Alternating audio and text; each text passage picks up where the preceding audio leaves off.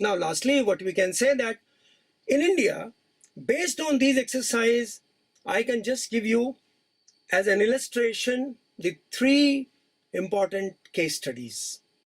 One, broadly it is the human development, as I have already explained in my earlier discussion, is that the government focus is on human development. Now, when you talk about human development, generally, these are the three dimensions: the education dimension, the health dimension, and the livelihood dimension. And thanks to Mahbubul Haq, Amartya Sen, and a lot of other philosophers, even Muhammad Yunus played a very, very positive role in really focusing on some of these issues. Now, it is in this context, I think you have heard a program called Rural Employment Program. Today it is called Mahatma Gandhi National Rural Employment Guarantee Act. So which means that it is a program for developing the assets, the infrastructures, for creating watershed development. So it is a wage-based program. So for this, you need a proper planning. I'm not going into those details. What I suggest that you browse this website. It is the Ministry of Rural Development website. There you can have all these issues that I discussed. How the plans are formulated from the village level, then block level, then district level. You see all these hierarchical systems are there. What are the important issues? How the Gram Sabha, means the village assembly, has to identify the issues, then village panchayat, then it goes to block, and that whole process has been done. Interestingly and very importantly, let me repeat very significantly, the now Manrega is an act, which means it is an entitlement. It is a legal entitlement of the poor people. And legal entitlement means any person, there are certain legal processes. You will get all the details. If I say I'm unemployed and I don't have any money, so it is the responsibility of the government to provide me two things. Either provide me gainful employment of a particular time period, say 60 days or 100 days within 1 year, or provide me the unemployment allowance. Now, this is one of the biggest, I think, initiative taken within the government system, so that we can protect the poor people. We can protect the hunger. It's very interesting that the Amartya Sen, who really studied the famine, has suggested these kind of innovative things focusing on livelihood. But your rural employment guarantee programs will only be successful if you prepare, if you ask me, if you prepare a macro plan in a very systematic and thoughtful manner. And these programs are new program. These are, the name is new, although the program long back was known as rural employment programs, and earlier it was known as food for work program, Jawahar Rojgar Yojana within Indian context, but now it is called National Rural Employment Guarantee Act. Now it is not the program, it is act. Okay, so this is about the livelihood, one dimension of human development. Now take example of health. Now health is very important. Again, in that context, it was again started in when we entered into 2000, in the starting phase, on the basis of the successful results which we have got from the livelihood and health sector. This was initiated on the livelihood and education sector. This was initiated in the health sector. Initially, there were two programs, National Rural Health Mission, and the other one is that National Urban Health Mission. But now in 2005, again, it was clubbed into National Health Mission. Now, again, this National Health Mission is a decentralized participatory planning process focusing on health issues. And even the whole chapterization process should be like this, as I was just mentioning. So it is mainly focusing on health, but health in itself is not sufficient. I want to be healthy, but for health, I need food security. And not only I want to be healthy, I want to get a better productive income and employment, but I also need education. So when you talk about education, this is the third dimension. The government, I think, on education, education is a quite crisis in any system. Suppose I'm a sick person, anyone can identify me, immediate emergency doctors will be called, and somehow my health is going to be restated. Now, interestingly, but education is a quite crisis. You don't know the overall impact of non-education, non-educated system. So the point is that in the education sector, the whole decentralized approach was initiated long back. I can give you one example, especially focusing on India.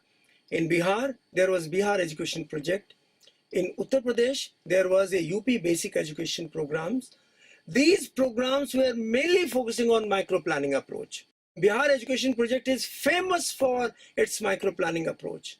There are a lot of interesting experiments which are being carried out in Rajasthan, which are focusing on micro-planning approach. There are very unique initiatives which are taken in Andhra Pradesh, basically focusing on the capability approach. Now, the programs were basically initiated in 1995 and then later on clubbed under the district primary education program, because elementary education, within elementary, primary education is the critical element.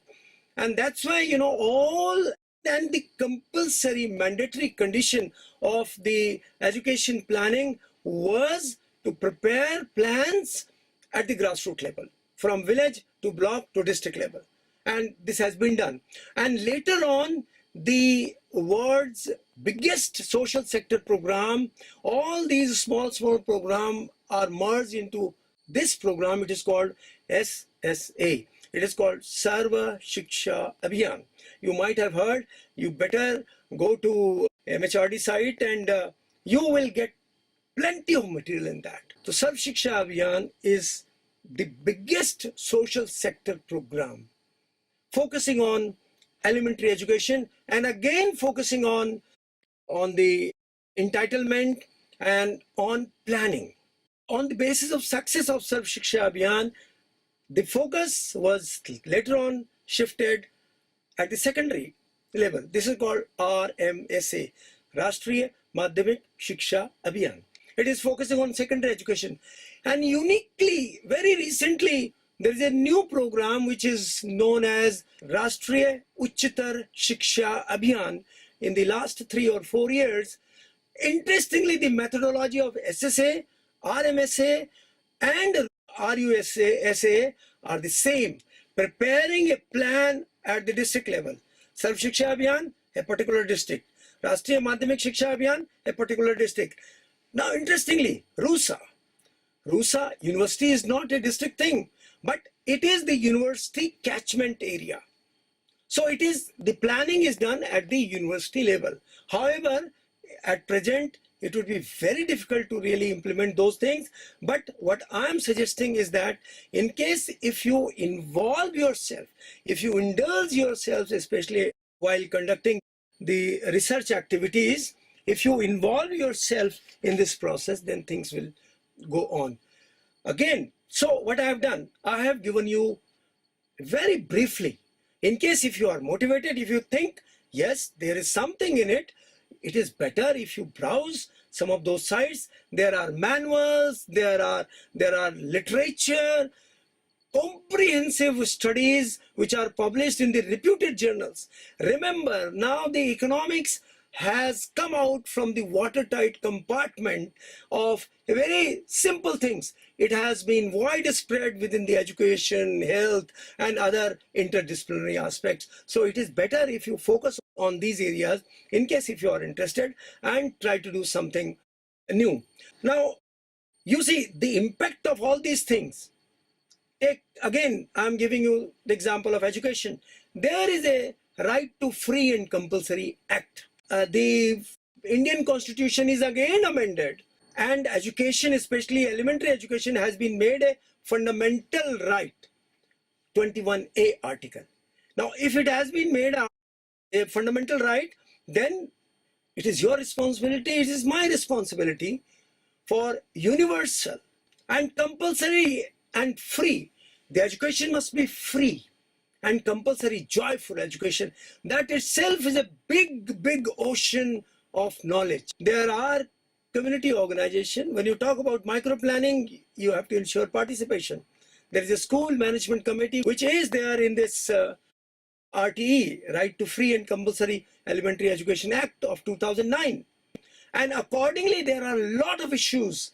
If you read carefully what is happening in the Indian Parliament, how things are, the different ministers are working, education minister, health minister, and rural development minister, how these things are working, you will find that these issues are being carried out. So friends, what I have done, what we have done till now, that we have analyzed in a very sequential and simple sense in this section different steps, stages of micro planning. Then we have, by giving the example, we have analyzed, like in India, which is the unique label, spatial label, district, block, village. Now, we have discussed it.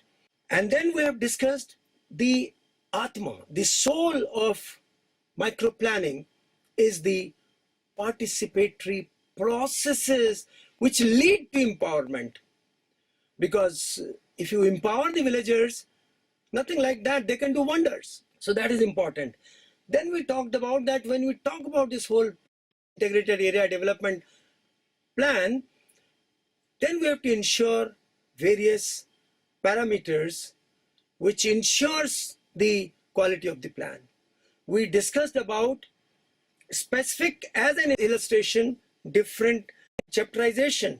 You think about in your own way and you can rechange the sequence. Then we discussed, okay, you could have said that, okay, we have explained a lot of things, but how these things are visible at the grassroots level.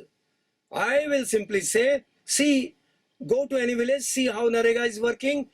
Go to any block level, talk to block development officer and see how the Narega is working, how the National Rural Health Mission, now it is called National Health Mission, is working, how the Sarv Shiksha Abhiyan is working. Go and meet any principal of a secondary school, or go and meet the principal of a primary school.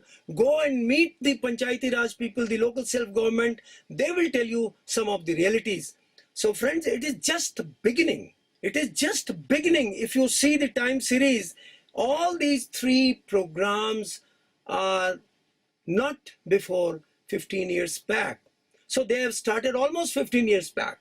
And now gradually in the new changing world, in the sustainable development goal, if you link all these things, you will find that, oh, okay, the sustainable development goals are there, which are nothing but reflecting, and Government of India is one of the signatory.